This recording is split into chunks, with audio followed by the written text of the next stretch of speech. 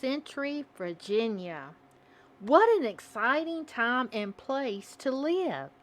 Brand new dreams, a new way of life, a brand new world. 104 men arrived on the shores of Virginia in 1607 to choose a site for a settlement that would be hidden away from pirates sailing the Atlantic Ocean. The Virginia Company funded the expedition, and 3 ships sailed the James River to the chosen spot. The ships were the Susan Constant, the Godspeed, and the Discovery.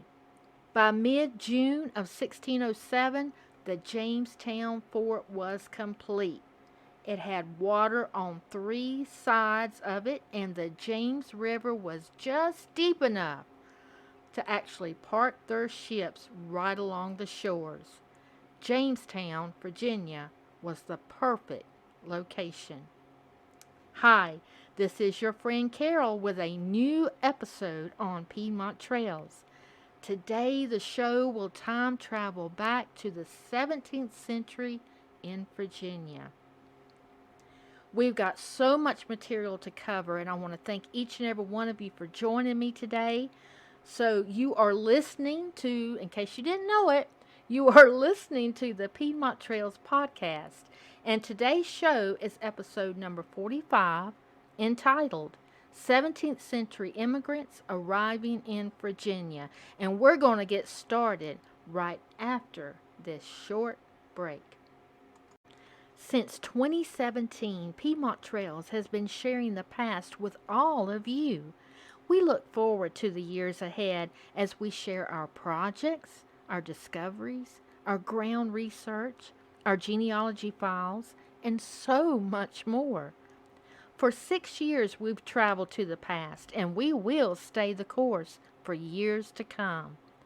Join the journey with us by subscribing to our website at piedmonttrails.com. That's piedmonttrails.com. And by following us on all of the major social media sites. Our history is a wondrous place to explore. Join the journey with us as we journey to the past. Welcome back, everyone. Today's show will concentrate more on a genealogy aspect versus historic, as we are going to really dig for the records of the 17th century Virginia. Now, before I get started into all of that, I want to first point out some very, very important differences between the 1700s and the 1600s in Virginia.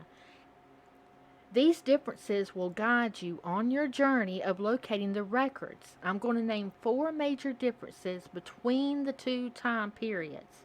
Okay, number 1. During the 1600s, people and families did not travel long distance by using roads.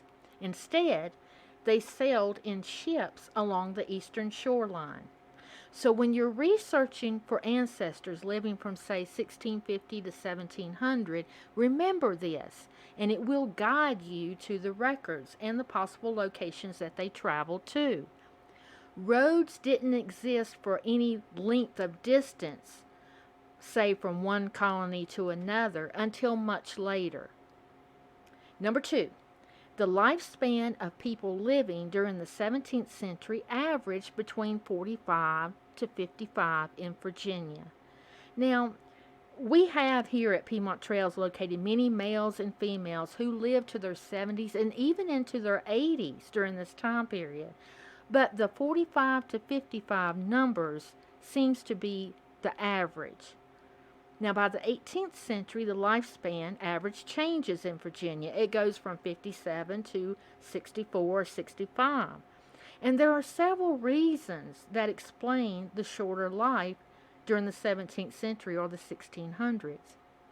One of these is new arrivals had to adjust to Virginia's climate, and this was not an easy task to do. It was not an easy thing to do. You got humidity, swampy areas, marshy lands, summer heat, winter storms, and the list goes on and on. Another factor was the lack of trained physicians in the area or people with a medical background. They were not prevalent in Virginia until much later. Another factor was class status. Class status greatly affected the lifespan averages, and this comes down to such as daily activities, the conditions associated with those. Let me explain a little further. A person of wealth lived longer versus an indentured servant or a slave in most cases. Manual labor combined with the active weather patterns, the harsh living conditions, favored diseases and sickness, all of these factors affected the majority of the population in Virginia. And why? Because the majority of population in Virginia during the 17th century were indentured servants and slaves. So this causes the death rate among the average to be 45 to 55. Now, which class did your ancestor belong to? These are important points to keep in mind when you're researching. All right, number 3, charters versus royal colonies. It's important to know the difference. The British colonies were formed in stages during different time periods, and majority of the charters consisted of prominent men who invested in America for what? For a profit. So during your research, we have found major problems with most of all of the charters that originally started, such as a failure to organize, failure to provide aid or supplies, and the list goes on. Also, they failed in many of them to place the right people in the leadership roles that were fair to all and trustworthy. So over time, the charters ultimately failed, ending with the longest living charter, which happened to be in Georgia. But once they all failed, the area became a royal British colony. And this happened for Virginia in 1624. So concentrate on your time period to determine whether you're researching a charter or are you researching a colony. Number 4, and the last difference, is if you've not started your 17th century research yet, you will soon realize that the actual records are stored a little bit everywhere. They're all throughout in different locations. A large portion of the records were moved to Richmond in 1780. This was per Thomas Jefferson's request. Williamsburg was replaced as the capital by Richmond, and in doing so, Richmond assumed the responsibilities of the care of the records. This was all good and fine until General Grant captured Petersburg and Richmond in April of 1865. The capture during the Civil War brought about fires and destruction that destroyed many of the documents. Now, before 1865, there was an earlier fire that many people seem to forget or are not aware of. And this fire occurred in 1698 at the State House in Jamestown. And many of the records were destroyed at that time, too. And that's when the capital moved from Jamestown to Williamsburg around 1705. The Middle Plantation was the actual community that later became Williamsburg. So all of this is good to know for 17th century Virginia. If you keep these things in mind, they will help you along the way. Now let's really get into the records on a genealogy level, and let's explore to see exactly what we may find or what we may not find. During this portion of the show, we're going to talk about the exact records. You have to know, you got to know them. You got to know of them. And then you've got to know where they are located. Know what's important and essential to your own personal research. And that varies from person to person. Most people will think of the records, such as court records. When they think of 17th century, they'll think of court records and ship records for this time period. But let me assure you that many different records exist for Virginia. There are maps, there are books, there's articles, data sets, databases, there are reports, images, manuscripts, expeditions, much, much more. So, where and how can we find them? Where are they at? I always, personally, on all of my research, for those that know me very well, you all know that I start on a ground level and then I work my way up to the actual storage facilities and the paper documents and so on. And there's a reason for this. It's because I want a visual view. I want a visual view to start with because this gives me an experience similar to the people that once lived in that particular location. Now, we all know that the the 17th century Virginia does not exist today and that the landscapes change, but I want a visual of exactly where I'm standing or what I'm looking at. Of course, not everyone can travel to the research area, but you can take a tour online. Nearly every early settlement has a preservation video or a virtual tour that is available today. So take advantage of that and watch how it contributes to your own journey. Now, before we get into the county records, let me share with you some of the best locations in Virginia that I have found to find 17th century records. I'm not going to list these in any particular order. I'm just going to share them with you. Okay. So Richard Bland Library, which is located at William and Mary, very good. Earl Gregg Swain Library, located at William and Mary University. Okay. The Williamsburg Research Library, located in Williamsburg, and then the John D. Rockefeller Jr. Library. For the James Fort area, you can visit Historic Jamestown. They offer so many details. I urge everyone to check them out. There are also many books that can give you a visual view as well for Jamestown and for many of the early settlements around it. I would also suggest a publication by Colonel Samuel Young entitled The Site of Old Jamestown.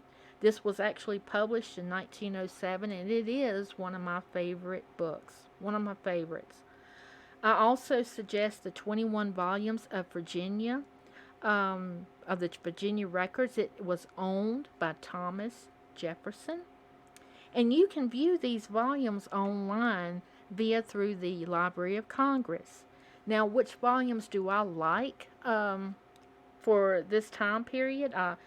Volumes 1, 3, 4, 6, 7, 8, 9, 10, 13, 14, 15, 16, 17, 18, 19, 20, and 21. Each one that I just mentioned all have records pertaining to 17th century Virginia. Another good source is the Library of William Byrd II. Many of you have heard me mention his son, William Byrd III, from our Great Wagon Road project. Well, this William Byrd II held a lot of records and documentation and manuscripts from the 17th century in Virginia. And his personal libraries have been scattered throughout Virginia. So if you'll just punch in, if you're looking online, punch in Library of William Byrd II, and automatically you'll see results.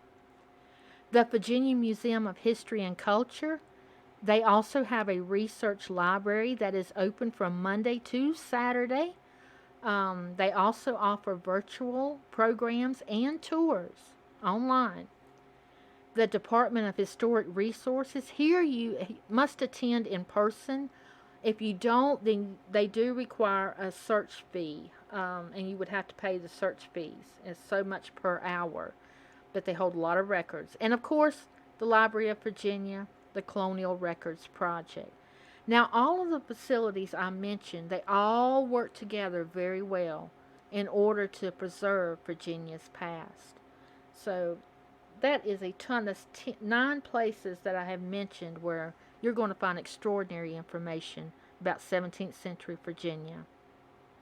For other records, we look to the first 8 counties in Virginia. And they were actually established in 1634. And they are Accomack, Charles City Shire, Charles River, James City, Elizabeth City, Henrico, Warsquay, and Warwick River. From these original counties, you can work towards your specific timeline and locate the county records.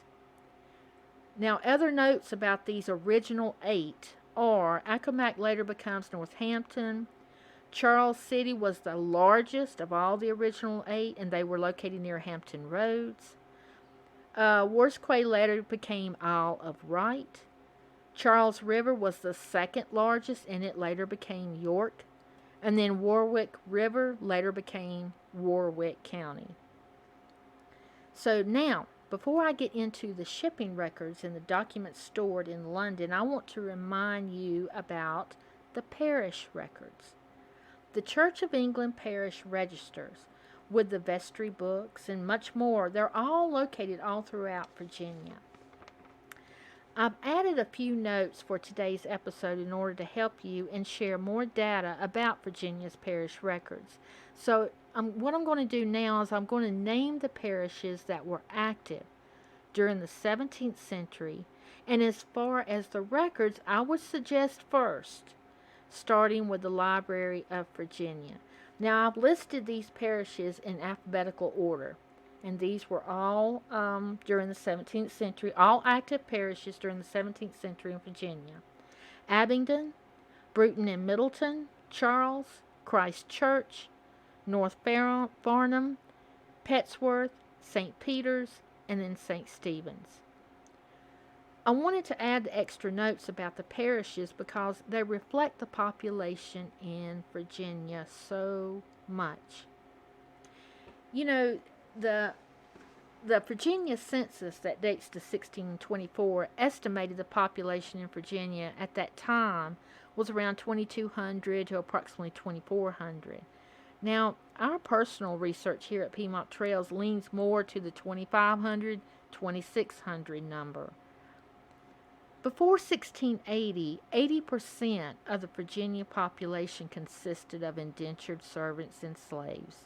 Many of these people died before their contracts were completed, but those who survived remained in Virginia, and their future generations, filled with influence and determination from the past, changed history not only for Virginia, but for a new nation in years later on.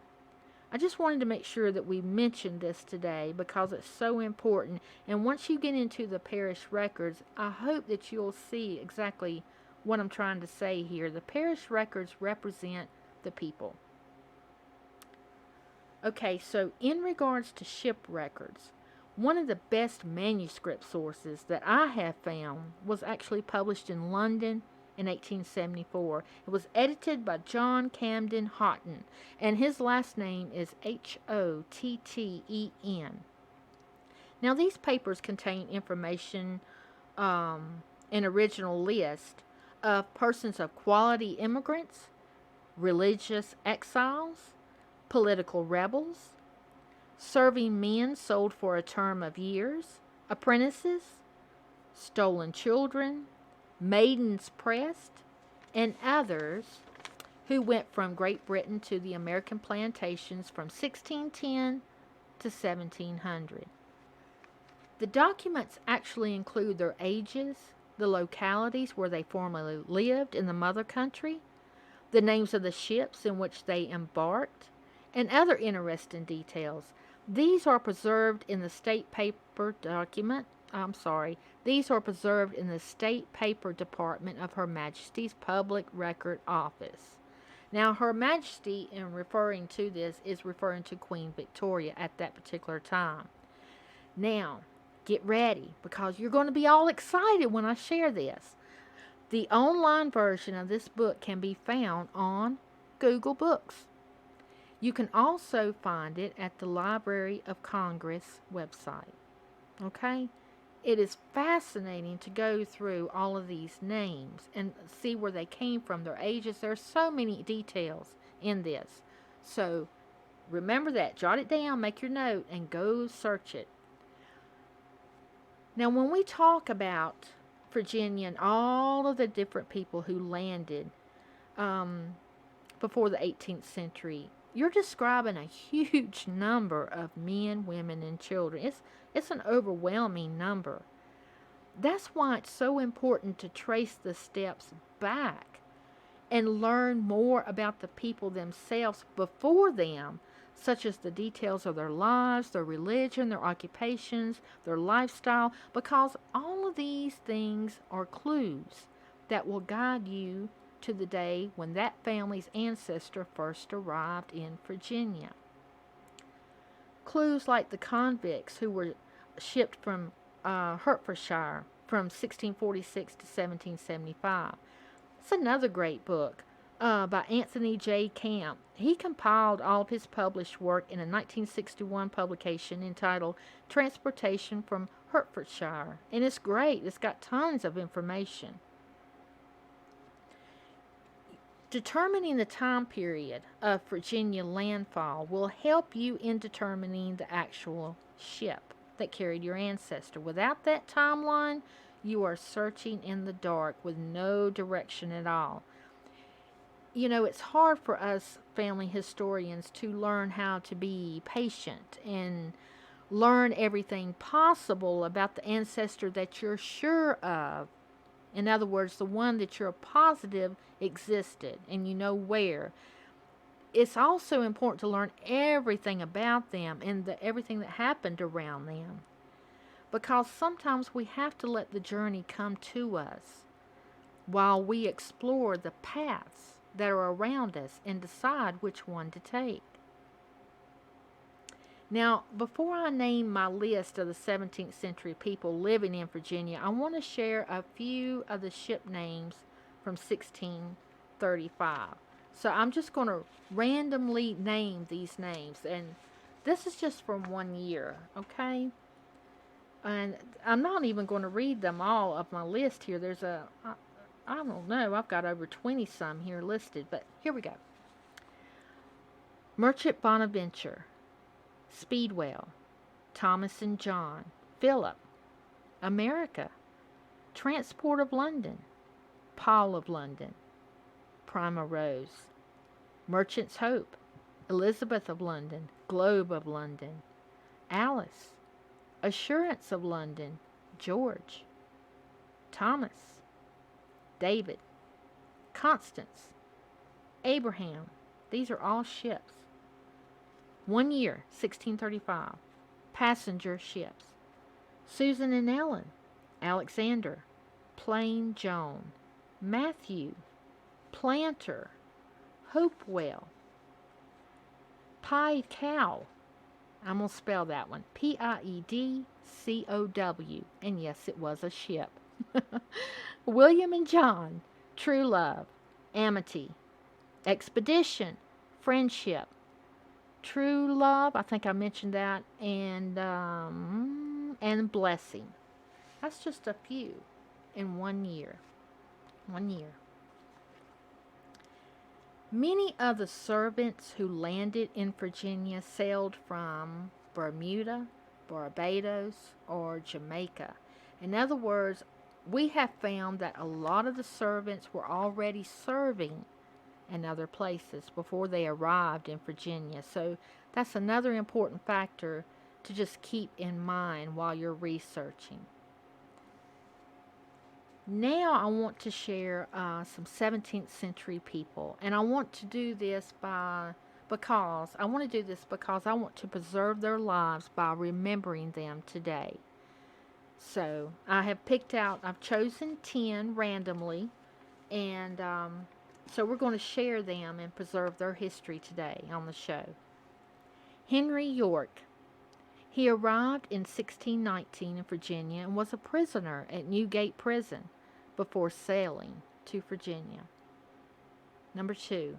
The family of Edward Howe, consisting of his wife and small child, they all died March 22nd in 1622 at Martin's Hundred. And if you're not familiar with the date of March 22nd, 1622, I urge you to research and learn more about that. Number 3, Mary White, wife of Reverend Robert White. She sailed with her husband on the ship James in 1622. John Thomas, arrived as an indentured servant in 1623. He was living in Martin's Hundred and died before spring of 1624. Anne Parker.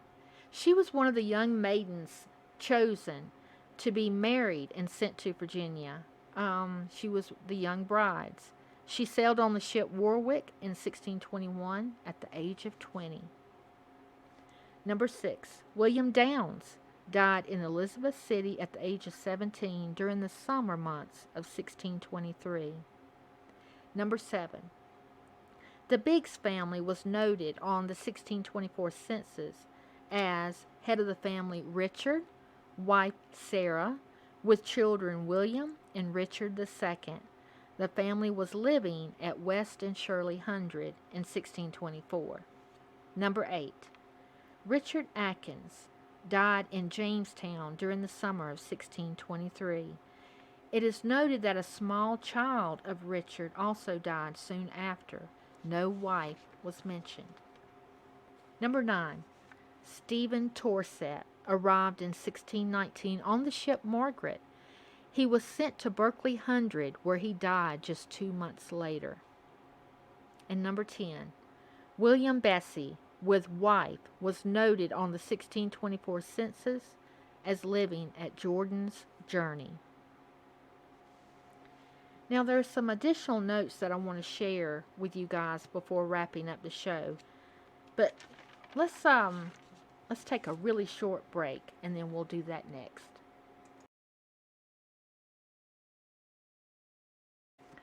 Did you know about the Colonial Indentured Servants Project by Piedmont Trails? No? We started this project in January of 2020, and for nearly 4 years we have been collecting data about the colonial indentured servants.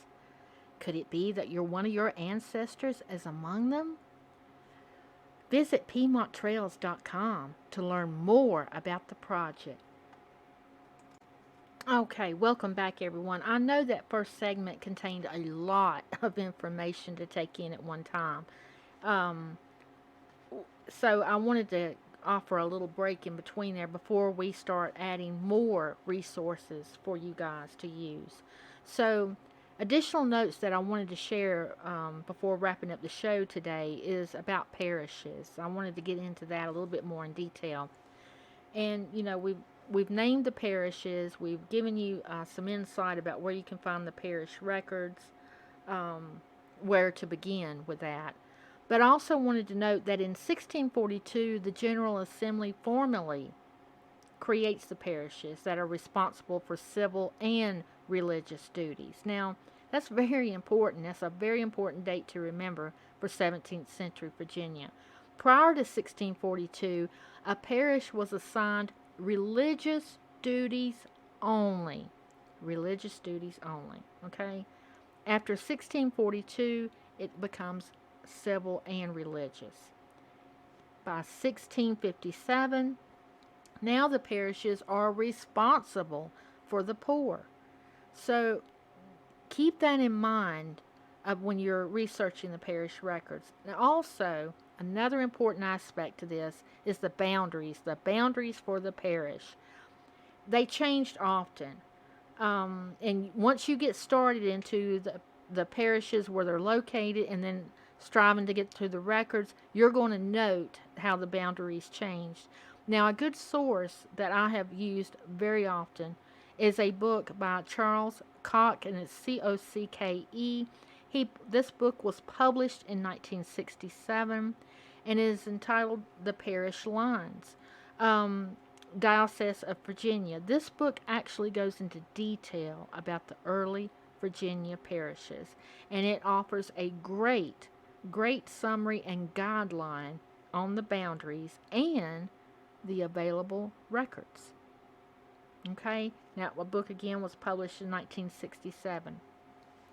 The second additional note that I wanted to add for today's show is the Virginia Company court records. Now, remember, the Royal Colony for Virginia doesn't take place until 1624, so prior to that, if you're researching, you've got Virginia Company court records, and they are available through a 4-volume set by Susan Kingsbury, which was actually published in 1994.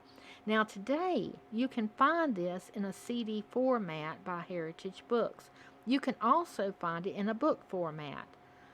But, better than that, you can, if I'm not mistaken, you can find it online. Portions of it are available online. So that's the Virginia Company Court Records. If you'll Google that or punch it in a search area for whichever browser that you use, see what comes up. Virginia Company Court Records. Okay? You can also view a digital collection about the Virginia Company archives through amdigital.co.uk. And again, that web address is amdigital.co.uk. And if you click on the Virginia Company archives, you can go through and scroll and browse and see what's available on their site. I also encourage everyone, if from the 17th century Virginia, to always reference and look through the Farrow papers. These are letters and notes that were comprised by Nicholas Farrow, who was a deacon in the Church of England. Now, he had family members that actually lived in Bermuda. He visited Jamestown, Virginia, and due to his visit, he wrote several letters that were not very pleasing to the Virginia Company. And as a result, this Nicholas Farrow filed a formal complaint against them. He actually lost a lot of his wealth through the Virginia Company. But his formal complaint resulted later in the Virginia Company being revoked of their charter, and Virginia thus becoming a royal colony. So I also want to add another reference book, and this book is by Martha W. McCartney, and it's entitled Virginia Immigrants and Adventurers, 1607 to 1635, a biographical dictionary. This book is extraordinary. I actually own a copy of it, and it lists the people who were prevalent in Virginia area up to 1635, their first and last names if available, dates of arrival, the ships that they traveled on, a little bit of their history if it is known, and it also comes complete with an index. So very useful and resourceful resource to use. All right, so I think we're going to get ready to wrap things up. We've almost reached the end of the show, and we hope that you've enjoyed it. We at Piedmont Trails love sharing our journey to the past with you. Please be sure to like, share, and subscribe, and tell your friends about us. Thank you so much for your support and encouragement. We greatly appreciate all of you so much. Now let's get back to the ending of today's show. Okay, everyone, we are almost to the end of the show. Virginia holds a lot of history, doesn't it? It becomes a colony in 1607. It becomes a royal colony in 1624. For me, researching the 17th and the 18th centuries are fascinating. I can never, ever get enough, and I can never know too much. It's a never-ending cycle with me. The most interesting parts are the people and their stories and their lives. And in my research, that has always been the primary goal, to learn the details about the people and what they experienced, what they witnessed. For me, that's what genealogy is all about. So as we wrap the show up, let me personally thank each and every one of our listeners today. We appreciate you taking the time out of your day to join our journey to the past. We love what we do here at Piedmont Trails, and we love having you along with us. So keep reaching to the past, my friends, and I wish you well on your travels.